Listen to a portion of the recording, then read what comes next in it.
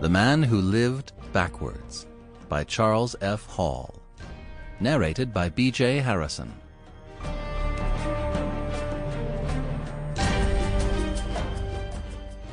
The Disappearance. The case of Nikolai Rostov was bewildering enough in its confirmed facts, without taking into account his personal narrative. With regard to the latter, the public immediately hailed him as a modern Baron Munchausen, news reporters as a heaven-sent opportunity for a farcical write-up, and scientists as a maundering lunatic. That is where I think the little man was done a grave injustice. For the press, seizing on his story as an incredible explanation of an even more incredible situation, wrote it up in the way it always does in such cases, as a huge joke. The public, gulping its morning coffee and bacon, shuffled blindly after the leader-writer's pipings and started a great big laugh that echoed from Peckham to Kamchatka. And that, of course, made any scientist who might have thought of starting a serious investigation shy clear of the whole affair like a frightened horse. I am not a scientist, not in the physics line at any rate, but I have had 20 years' experience as a practicing psychologist, and I will stake my life on this. Rostov believed every word of his account was true, believed that the whole amazing sequence of events had actually happened to him, no matter what other explanation may be offered.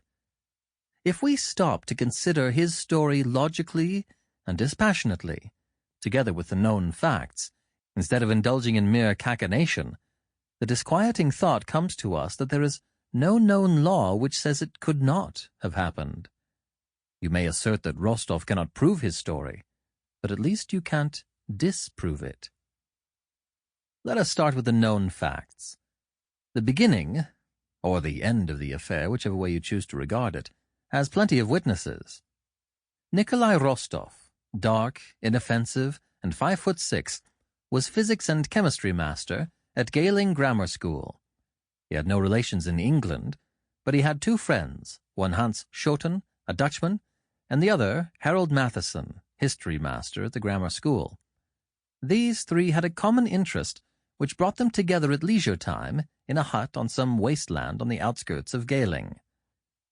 They were all interested in modern experimental physics, and had got together a rough but fairly efficient laboratory in which they were trying to duplicate and extend some of Lord Rutherford's experiments in the transmutation of elements. In connection with this, at the time, they were studying the effect of high-frequency, high-voltage electrical discharges, miniature lightning flashes of 1,000,000 volts, to use Rostov's words. On Tuesday, January 20th at 3 p.m., Rostov was on the platform of his classroom in the grammar school, taking the third form. He was standing in full view, away from his desk. He did not seem in any way unusual in manner or state of mind.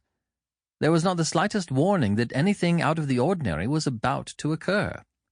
Yet, as he was tapping the blackboard with his pointer, demonstrating one point, something happened to him which startled his politely blank-faced class far more than if he had stood on his head and screamed. He disappeared. No sound, no flash. Sample complete. Ready to continue?